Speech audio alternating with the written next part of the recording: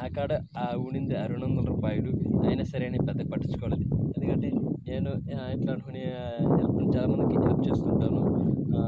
తర్వాత వచ్చి మొన్న ఒకతను రైల్వే బ్రిడ్జ్ షోర్ కాంట్రాక్ట్ అన్నాను కూర్చున్నది చేతిలో రూ. 60 ఇచ్చాడు. అంతకుముందు ఒక ముసలాయన పెద్ద పిల్లోళ్ళకైతే రూ.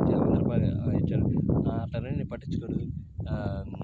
కానీ ఇది నాకు జరిగింది పెద్ద పట్టించుకో. నాకన్నా పేదవాళ్ళు ఎవరైనా ఉంటారు, అట్లాంటి వాళ్ళని ఈ విధంగా మోసం చేసి దేవుని ముసుగులు మోసాలు జరుగుతున్నాయి. అట్లాంటి వ్యక్తుల్ని గుర్తుపట్టి ఎవరైతే ఈ విధంగా మోసం పేదవారిని అంటే ఎవరి చేతుల రూపాయి కోసం వీళ్ళు మోసం చేసి వాళ్ళ దగ్గర లాక్కుంటారు. అట్లాంటి వ్యక్తులను గుర్తించి వాళ్ళకి ఒక అంటే ఒక రూపాయి కోసం ఏంటి కొద్దిగా అవగాహన కల్పించి వాళ్ళు కఠినంగా శిక్షించాల్సిందిగా మనస్ఫూర్తిగా కోరుకుంటున్నాను. ఇట్లాంటివి జరగకుండా అంటే దేవుని ముసుగులు ఇట్లా స్వామీజీలు చాలామంది ఈ విధంగా తిరిగేసి ఏదో కొన్ని మాటలు చెప్పేసి ఇట్లాంటి ఒక వందలు మోసం చేయడం అనేది జరుగుతుంది. అట్లాంటివి జరగకుండా మన సూళ్ళూరుపేటలో కావచ్చు, ఆడిపేటలో కావచ్చు, ఏడైనా సరే ఇట్లాంటివి వ్యక్తుల్ని కఠినంగా శిక్షించాలని అనుకుంటున్నాను. ఇట్లాంటి వ్యక్తి వల్ల అసలు కడుపుకి దొరకనటువంటి పేదవాళ్ళు కానీ భిక్షాలు చేసిన వాళ్ళకు కూడా ఒకరు మోసపోవడం జరుగుతుంది.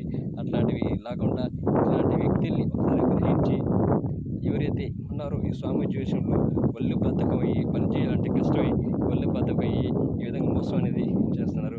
ఇంకా కఠినంగా శిక్షించవలసింది మనస్ఫూర్తి కోరుకుంటున్నాను.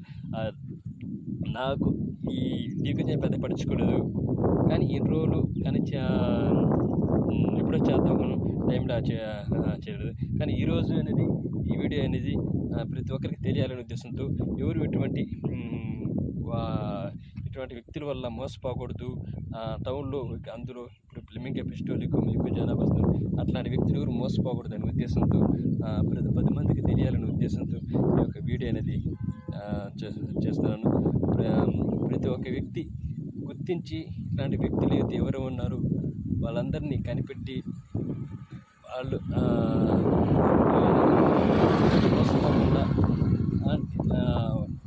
జాగ్రత్త పడవలసిందిగా మనస్ఫూర్తిగా కోరుకుంటున్నాను. Okay, thank you.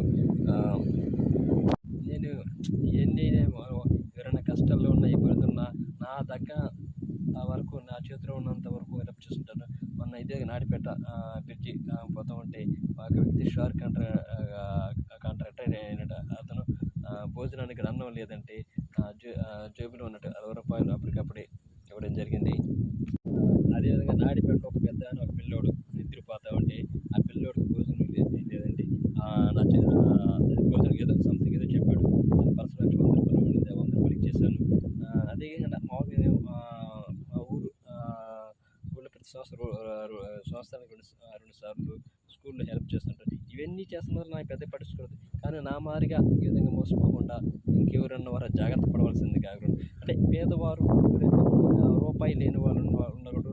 అట్లాంటి వ్యక్తులు కూడా ఇట్లాంటి వీళ్ళు మోసం చేసి లాక్కోగలుగుతారు. అంటే వాళ్ళ స్వార్థం వాళ్ళు చూసుకుంటారు. ఇట్లాంటి పేదవాళ్ళు వాళ్ళ కష్టం అనేది తెలియదు.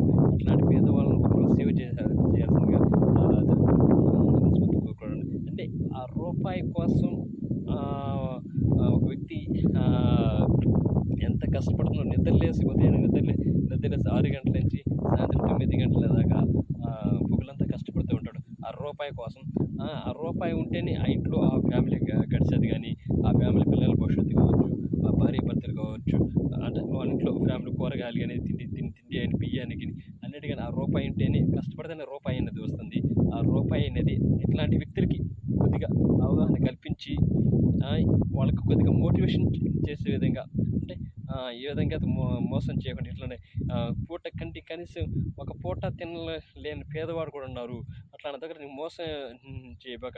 ఏదైనా ఉంటే నీవే అట్లాంటి వ్యక్తులకు సహాయం చేసే విధంగా చేయని ప్రయత్నం చేయాలి, కానీ ఇట్లాంటి మోసాలు అనేది చేయకూడదు అనేది వాళ్ళకి మనస్ఫూర్తిగా అవగాహన కల్పించి వాళ్ళకి కఠిన శిక్ష అంటే వాళ్ళకి శిక్ష విధించేదిగా ఇట్లానే చేయాలని కోరుకున్నాం. ఏదైనా నన్ను మోసం నాకన్నాక ఎంతమంది మోసం చేస్తున్నారు అది కూడా గ్రహించాలి. అట్లాంటి వ్యక్తుల్ని గ్రహించి పోలీస్ స్టేషన్కి అప్పగించుకొని ఇట్లా చేయాలని మనస్ఫూర్తి కోరుకుంటున్నాను. ఇంకెవరు ఏదైనా మోసపోకూడదు అని అనుకుంటున్నాను. ఈ వీడియో 10 మంది తెలియాలనే ఉద్దేశంతో చిన్న వీడియో చేశాను. Thank you so much.